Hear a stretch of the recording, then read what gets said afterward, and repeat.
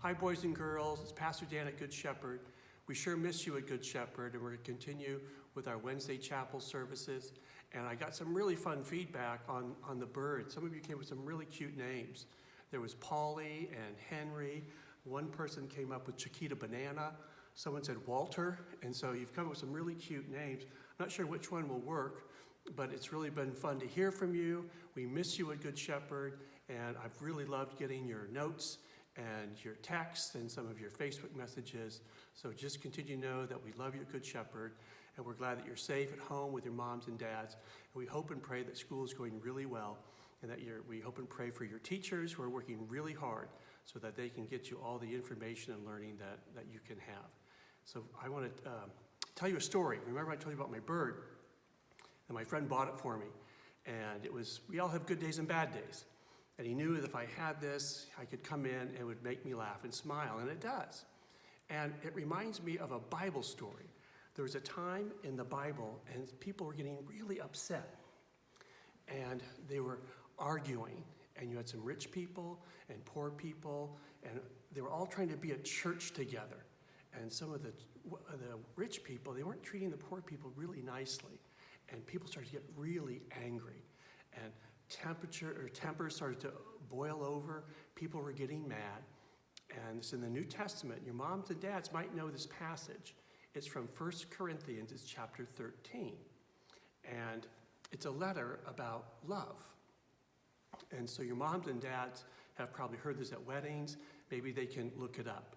But it's 1 Corinthians chapter 13, verses 1 through 13. And I want to read part of it to you, because it's an important topic about how we share love and how we care for one another, even when we're different from one another.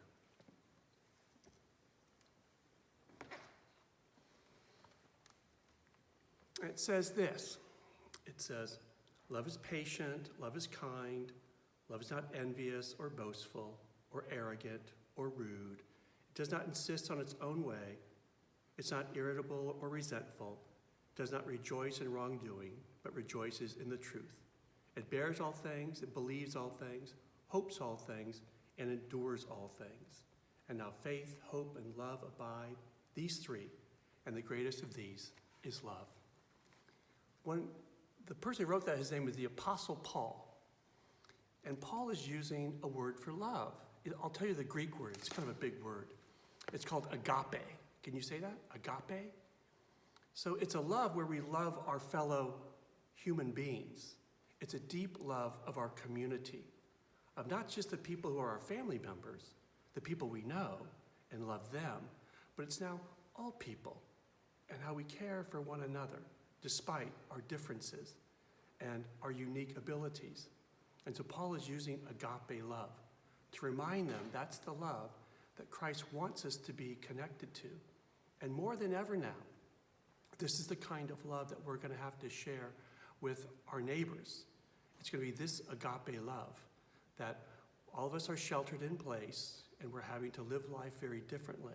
But it's going to be the love that we have and the way that we care for each other. We care for our family, but also people in our community. I'm getting a lot of messages from people at Good Shepherd who are volunteering to go do shopping and to help people who are older, who are more at risk, and they need their medicines, they need their groceries, and they can't get out. So there's people here at the church who are willing to do some of those things, and that's an agape love, that's communal love. You know, the very first church where I learned to be a minister, and it was in San Francisco. And when I left that church, they had a really nice goodbye party for me. And there was one woman there, and I liked her, but she could also be kind of difficult with a lot of people. And she could rub people the wrong way. Have you ever had anyone like that in your life? And at the very last goodbye, she gave me this present. You see what that says?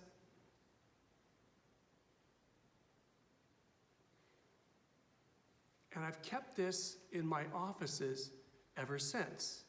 And maybe you and your moms and dads can look this up. It's from St. Francis of Assisi.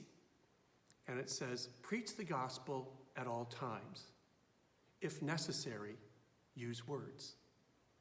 What do you think that means? So this is my office, and I look at this every day which is right next to the bird. Preach the gospel at all times, if necessary, use words. So it's the actions that we take, it's how we live our life, it's the care that we give, it's the agape love that's in that passage in the Bible. That's how we're going to get through all of this together. Preaching the gospel at all times, using words when necessary, and using agape love to care for each other. We miss you all at Good Shepherd. We hope you're being really good at home and having a nice time with your moms and dads or your grandparents, all of you together. We miss you. Amen.